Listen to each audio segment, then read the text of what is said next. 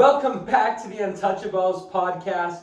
Caden and Leo here. Caden, how you doing today? Doing good. It's a great Friday, Max. It's a fantastic Friday, Caden. You got your Padres hat on. You're ready to talk some baseball. Let's hop right into it, recapping the Wild Card round and looking towards some of the divisional matchups. Take us into our first match. So the first matchup we have this weekend is the Tigers and the Guardians, a divisional matchup here.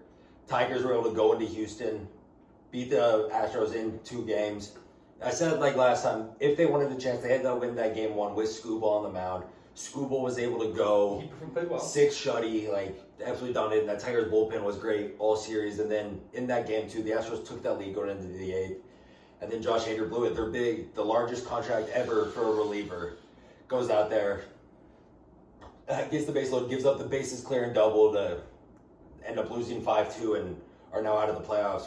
The earliest they've been in forever. They made 7 straight ALCSs like we had said. Yes, Caden. We mentioned before, we talked about how that the Astros experience, I thought was going to give them an upper hand. And they came out and they fell flat on their face, and it was honestly a little bit of a disappointing performance for the Astros. I would agree, yeah. Their pitching wasn't bad except for obviously that Hader performance. It was their offense. Jose Altuve didn't do much. No, he did not. Jordan, Bregman, all of them, they weren't able to do what they had become accustomed to doing in the playoffs. Yes. So now you have that Tigers team, which goes and faces the Guardians, which were fighting for that 1 seed with the Yankees just this whole back half of the season. Going into this series is tough because you have the Guardians who have probably without a question, the best closer in baseball in Emmanuel Clase. They have one of the best bullpens in all of baseball. They're if they can get 4 innings out of a starter, only get up 1 or 2 runs, that should be all they need. But on the other hand, their lineup isn't that good. You have Jose Ramirez, who's obviously the best third baseman in baseball by far and away. Josh Naylor quietly had a good year, was able to hit it over 30 bombs. Yep. Steven Kwan's a good average guy, but the Tigers, Riley Green had a career year. You got Matt Vierling's been showing up, Kerry Carpenter, all of them. It should be a really good matchup. I think it'll be kind of like that Orioles-Royals wildcard, so just low scoring, tough pitching matchups. I like the Tigers in this matchup though. I like their lineup a little better. I like the rotation for sure better than the Guardians. I don't like the starting rotation for the Guardians that much. The Guardians bullpen is probably the best we have in the playoffs. I think the Tigers are kind of right below here with your Jason Foley, Alex Lang, Bo Brisky, Hannafy, Tyler Holden's getting these opener starts. I like the Tigers, and especially after they beat the Astros, they're building off that momentum. I think it'll be a good series, but I have them coming out on top and advancing to the LCS. I like it, Caden. Bring us into our next division matchup on that same side of the bracket. Yeah, on the American League side, you have the Kansas City Royals, who surprisingly were also able to sweep. They swept the Orioles, who, as you guys know, were kind of like my World Series pick. The Royals came in, absolutely shoved down their face with the pitching. Reagan, 6 shutty with 8 Ks. Michael Walker comes in the next day, throws great. The bullpen, disgusting. The Royals were able to come in and gave up 1 run in 18 innings to what was supposed to be a potent Orioles offense. I was going to say, Caden, we talked about, going into that matchup, how explosive the Orioles were supposed to be and the potential that they had, and it just wasn't there. Not at all, yeah. The Royals pitching, it was able to shut them down. The offense did what they had to do to get those wins. Now they have to go and face the Yankees, who I know they're the ones. I'm still not that high on the Yankees. I don't think they are a World Series caliber team. Yes, you have Judge and Soto in that lineup.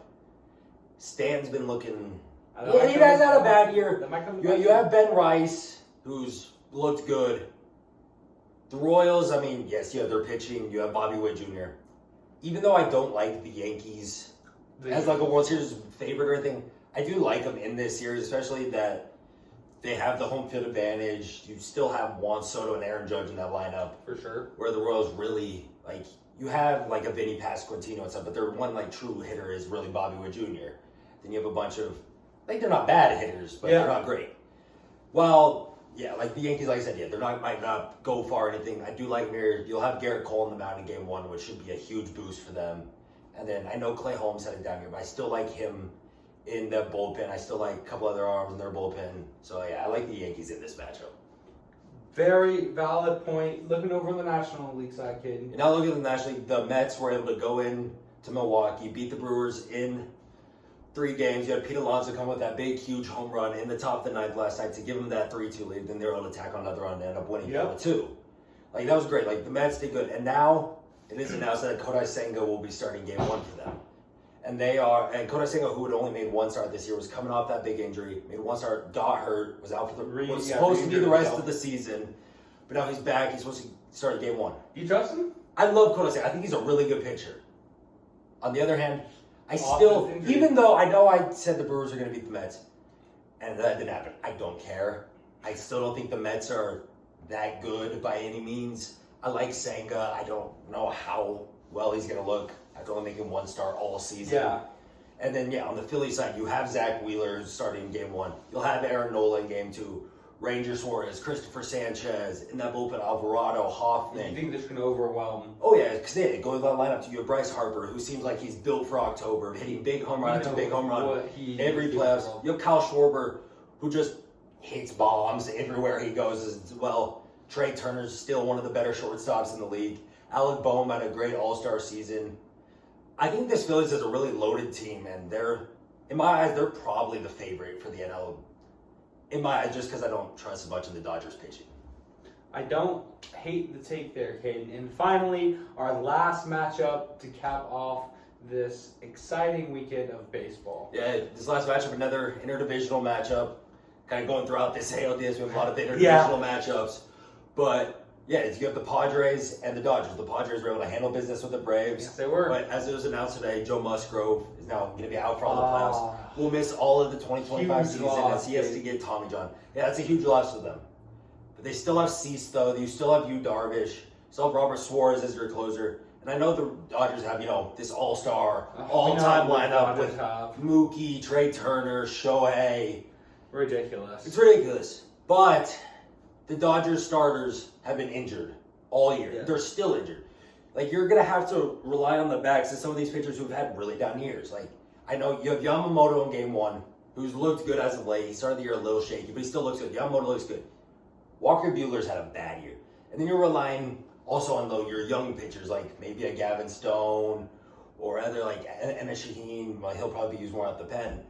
Like, you have Evan Phillips and Blake Trinan that set up closer type role, which is amazing. Those 2 guys are absolutely filthy. I don't like their starters much. And I know the Dodgers lineup is this all-star level lineup.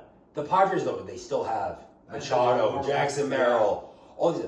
The home run stroker, Kyle Higashioka, somehow had 2 bombs against the Braves. This guy doesn't do much, really, of value, ever.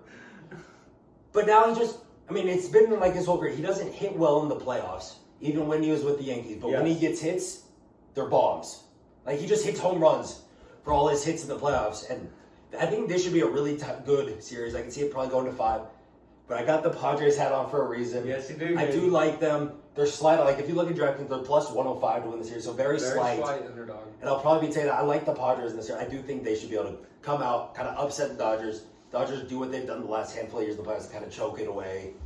And then we see the Padres advance to that ALCS. So, Kate, we've heard your picks. We've heard what you had to say about this. Now I'm going to ask you to give us your lock, your one team that you're locking in, solidifying to make it to the conference championship. I think it's the Phillies in my eyes. Like, the Phillies, they have the rotation, they have the bullpen, they have the lineup. Out of these 4 matchups, I think most of them should be really tight, good matchups. I think that Phillies-Mets one could get away from the Mets really quickly, especially, Lindor hit good in game 3, but he looked bad before. He hasn't looked good in a Mets uniform in the playoffs. I like the Phillies. I think they should be able to handle business, get out 3-4 games. Well, that's all we have time for today. Thank you all for listening, and be sure to stay tuned in as we continue to cover these MLB playoffs. Thank you all for listening, and we'll see you all next time.